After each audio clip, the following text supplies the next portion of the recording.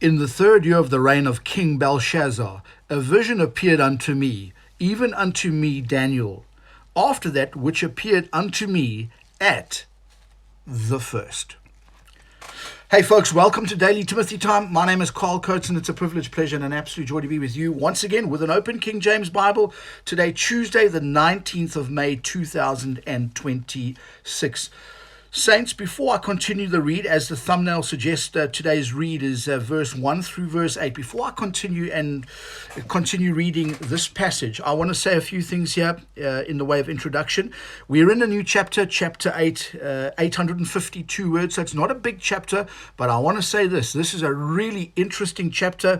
It loops, or if you want a nice, big, expensive word, there is an intercalation here when you're in verse 8. Now, if you don't know what the word intercalation means, that's okay. It just means that it's sandwiched between. So this is, to say it another way, Daniel chapter 8 is not it's not sequential. It loops and goes back. It takes us back to Daniel chapter 2, and it sheds light on chapter 2 for us. Anyway, keep that in mind. Another thing that's really interesting is from Daniel chapter 2 verse 4. Daniel chapter 2 verse 4. I'm just double checking as I'm speaking to you.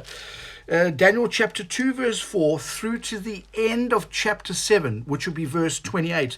That's in Aramaic. Now we're back into Hebrew. Okay. What does that mean? Well, to the Hebrew folks, this is all prophetic to them. Okay, this is important stuff for the Hebrew people. Now, a lot more could be said about that. I hope I don't confuse anybody by saying that. But just note, when we're in chapter 8, we're not in Aramaic anymore. It's taken from Hebrew. Okay, now, having said all of that, let me continue the read. And please, folks, if you're new to this channel, I always offer or submit some commentary on the passage we read. So if you're a newbie here today, firstly, welcome. Stick with me to the end. Some interesting things I'd like to submit to you. Some really interesting things. Anyway, let's get to reading. Verse 2. And I saw in a vision, and it came to pass, when I saw, that I was at Shushan in the palace, which is in the province of Elam. And I saw in a vision, and I was by the river of Ulai. Then I lifted up mine eyes, and saw, and behold, there stood before the river a ram which had 2 horns, and the 2 horns were high, but one was higher than the other, and the higher came up last. I saw the ram pushing westward and northward and southward, so that no beast might stand before him. Neither was there any that could deliver out of his hand, but he did according to his will, and became great. Verse 5, and as I was considering, behold, an he-goat came from the west on the face of the whole earth, and touched not the ground. And the goat had a notable horn between his eyes. Folks, just in the way of quick commentary here, that horn there is Alexander the Great. If you look at verse 21, and the rough goat is the king of Grecia, and the great horn, which that horn that is between his eyes is the first king. So that's Alexander the Great. Back to verse 6 of chapter 8. And he came to the ram that had 2 horns, which I had seen standing before the river, and ran unto him in the fury of his power. And I saw him come close unto the ram, and he was moved with choler against him, and smote the ram, and brake his 2 horns, and there was no power in the ram to stand before him. But he cast him down to the ground, and stamped upon him, and there was none that could deliver the ram out of his hand. Verse 8, therefore the he-goat waxed very great, and when he was strong, the great horn was broken, and for it came up 4 notable ones toward the 4 winds of heaven. Saints, that is a tremendously interesting passage indeed. Allow me to submit some commentary here. Where do we start? Okay, let's look at some topography. Okay, it says here, I was in the Shushan in the palace, which is in the province of Elam. Now, I've got a Bible maps publication put out by Rose Publishing, and on page 2 it gives me a map of yesteryear, the erstwhile map, and then it gives me like this print, this blueprint to put over that, which shows me where things are today. So the province of Elam is in nowadays Iran. Yeah, I know Iran's in the news a lot recently. And it is on the Persian Gulf. It's on the north of the Persian Gulf. And it is to the east of Iraq and to the northeast of Kuwait. Okay, that's where the province of Elam is. Okay, just so you can get that in your frame of reference. And the question is, the question then comes up, well,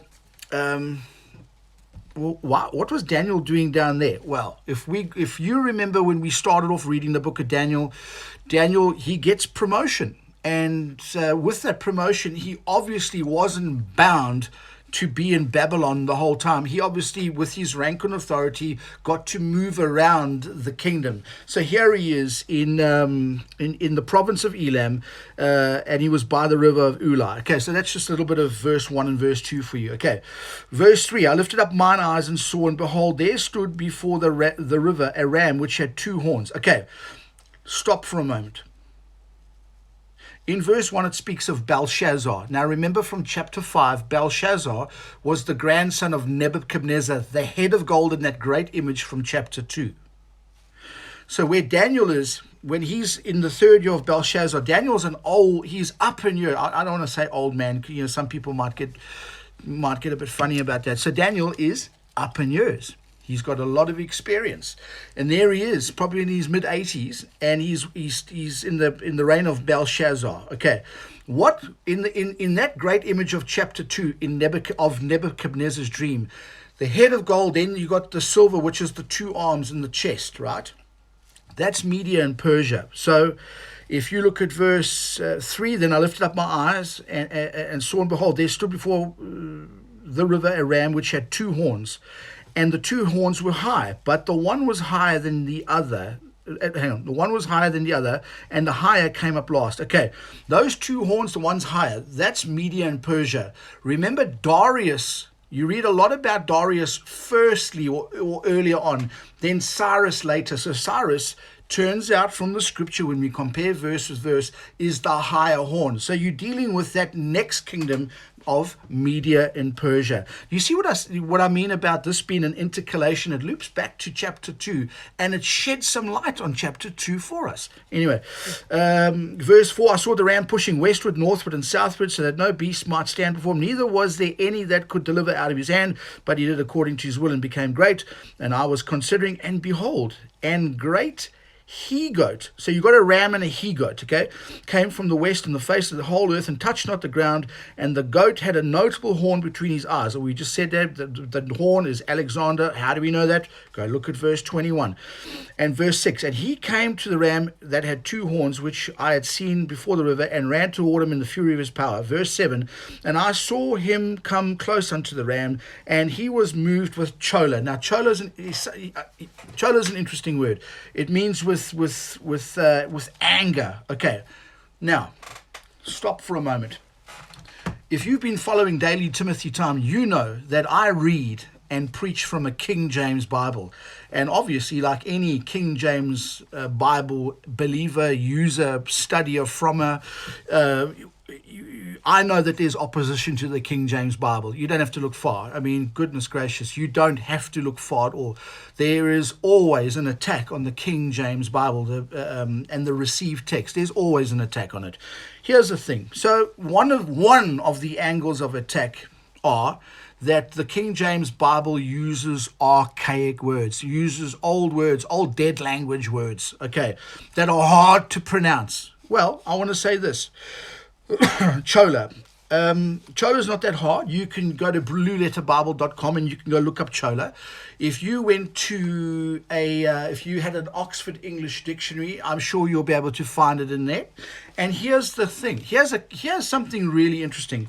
Now, if folks think that the word Chola shouldn't be used because it's a hard word, it's an archaic word, we never use it anymore, I've got something interesting to say to you today. If that's you, and I say this with love and respect, I'm not being malapert, I'm not being philippic, I'm not being any of those. I'm coming from a place of love. And I want to shed light, not heat, as I was taught to when I studied through Grace School of the Bible. I've got a list in my hand. You can hear I'm fiddling with some paper here.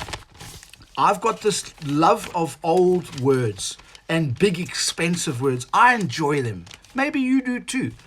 I don't surf anymore, so I just like, what can I do instead of going to the beach and surfing and wasting my time? Well, I'm a Bible student. I study God's Word, and that's what I do. And the English language is a wonderful thing. We've got some beautiful words that in common usage are not used, but they're still in dictionaries. And if you listen to great speakers like, I don't follow his politics, but if you listen to a guy like John Burkow, if you listen to that Rhys Morgan chap over in England, if you listen to who's a bit more contemporary, if you listen to, and again, I'm not promoting anybody here, I'm just saying you listen to these guys and you listen to the words they use. There's a bloke, an individual called Russell Brand. Listen to when he speaks. I'm not asking you to follow his politic. I'm not asking you to believe anything he says. I'm asking you, the next time you're on YouTube and Russell pops up, or Rhys Mogg, or John Burkow, or any of that caliber of Englishmen, listen to the way they speak. Listen to the words they use. I've got a list here in my hand of 99 words. I actually counted it before I did this, before I came on here. I've got 99 words, big, expensive sounding words, like mercurial. Gosh, that's a huge word. What about chagrin? Oh, that's an expensive one too. What about, let me turn the page, sempiternal? What about ratiocinate? What about callow? What about azoilus? What about jejune? Oh, you better not mention that word. What about an abecedrian? Oh, what is that? What about castigate? What about a ballyhooer? What about how do you pronounce it? Perfidious. What about that word? What about lampoon? Ooh, what about this one? Torpid. Oh, that's an expensive one. And what about this? We'll end with this one. Pulchritudinous. Listen, folks, when it comes to the King James Bible and those hard words, they're not hard. You're an intelligent individual. Don't doubt yourself. If you're struggling with the word, get the Oxford English Dictionary out and have a look. Go to blueletterbible.org. Have a look there too. You know, if God gave us everything, if he spoon-fed us everything, what would be the point in the Apostle Paul saying to us, study to shew thyself approved unto God, a workman that needeth not to be ashamed, rightly dividing the word of truth? What do you get where I'm going with this? Anyway, so I bring that up about the usage of words. Those King James translators, the 47 of them, under Sir Lancelot Andrews, and John Boyers and those guys, when they translated this Bible, folks, they knew what they were doing. Okay, you don't need a modern version to help you. Moving on. And in closing, verse 8, I see we're almost out of time here. Therefore the he-goat waxed very great, and when he was strong, the great horn was broken. Okay, so who's the great horn? Verse 21, Alexander the Great. Great horn was broken, and forward came up four notable ones. Okay, so Alexander's kingdom's broken up, and he had four generals that, I think it was about 20 years later, that they divided the kingdom up. And just very quickly and in closing, I'm going to share with you, and I'm going to quote from Brother Rick Jordan's commentary on the book of Daniel. Quote, they divided the kingdom into four sections. First, the area of Macedonia and Greece went to a man by the name of Cassander. Cassander was married to Alexander's half-sister. Alexander gave Macedonia to her as a present, so Cassander got that. Then a man by the name of Lysimachus, gosh, I hope I haven't butchered that, took Asia Minor. Seleucus took Syria and Babylon, and Ptolemy took Egypt. Thus the kingdom was divided into four sections. That is what Daniel is talking about in verse 22. Okay, obviously verse 20, we're going to get there at a later stage. These four kingdoms stand up out of the nation, but not in his power. In other words, Alexander did not give it to them. He dies, then these men break up the kingdom, divide it up, and take it over. End of quote. Folks, that's a little bit of material for you to take back to your own personal study. My name is Karl Coates, and you've been listening to Daily Timothy Time. Keep your sword sharp, soldier. Till we meet again next time, if the Lord tarries, grace and peace to you. Maranatha.